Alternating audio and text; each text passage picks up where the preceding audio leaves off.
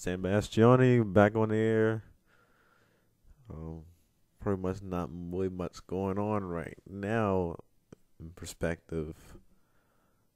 Just kind of want to talk about a trivial subject about a lot of the older generation of people in DJing is they're not like the whole virtual idea of turntables being scratched virtually.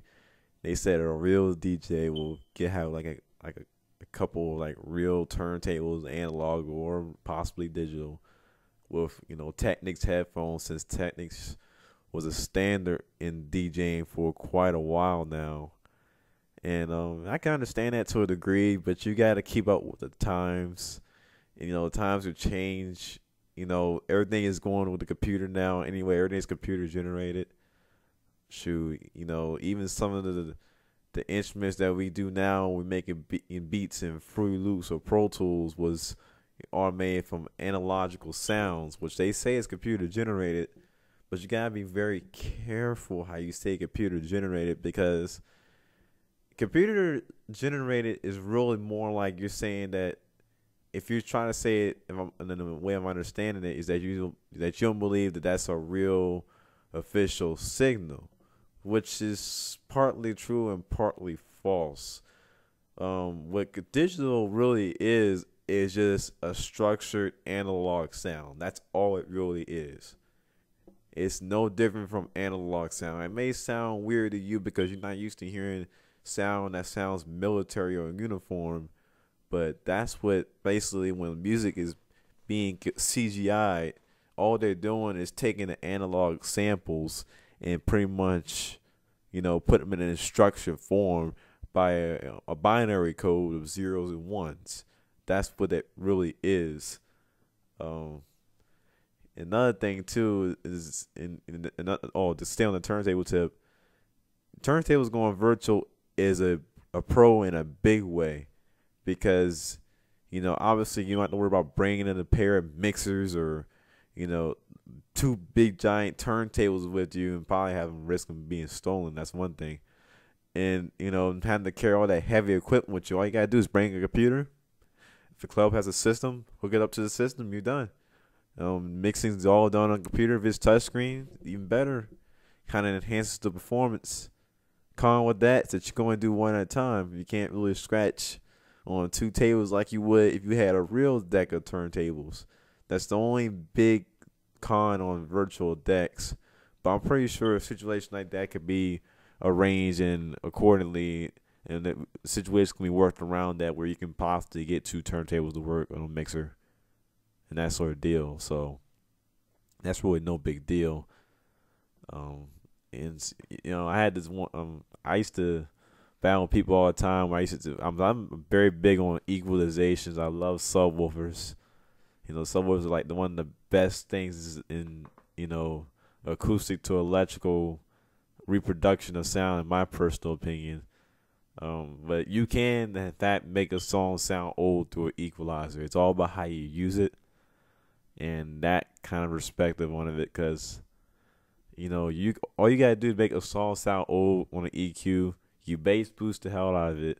Okay, you may have a little bit of vocal boost as well, and maybe a little bit of loudness EQ. Put it all together, and then you kind of compress it, and then try to, if you can find anything in the Audacity is perfect for this, to match a RCA Victor 78 RPM record. All you gotta do is pretty much compress it down to that low, and you have an old sounding record. And once again, an EQ had to do that. You know what I mean? And everyone kind of despises equalizers because they don't believe that equalizers are very important in the musical daily life. But when it comes down to it, equalizers could be the big difference between them putting you out there and enhancing any instruments or any turntable effect that you may have added onto a track, as opposed to you not using the equalizer and it sounds like crap. It sounds like something from a messed up tape that never quite made it on the market. You know what I'm saying? And some people say, "Oh, I disagree. It's more than that. Is you got to add other effects on this equalizer." I said, "Yeah, you have to add effects, but in the end, the EQ has to be the one to bring it out." You know what I'm saying? So no matter what, the EQ is still the main boss, because that's gonna be basically the tool that's gonna help make your music sound 10 to 100 times amazing. You know what I'm saying? So I mean, you got to kind of look at it from there, from that standpoint. Um, Other than that, just wanted to kind of bring that up. Another topic I want to bring up about DJs and how they feel about the whole virtual aspect of DJing. When you think of virtual DJ, don't call nobody a poser. I had somebody tell me that, oh, you're a poser if you don't have a real turntable. When you think of virtual, think of portability, because that's basically what it is. Everything's on your computer. You don't have to bring no mixer, no heavy 300-pound equipment. It's just your computer.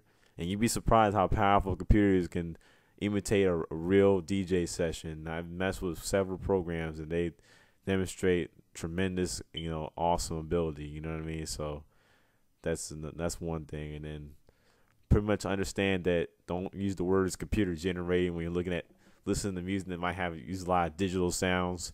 Because keep in mind, digital sounds are analogical sounds structured in a binary formula. So that's why they tend to sound like that.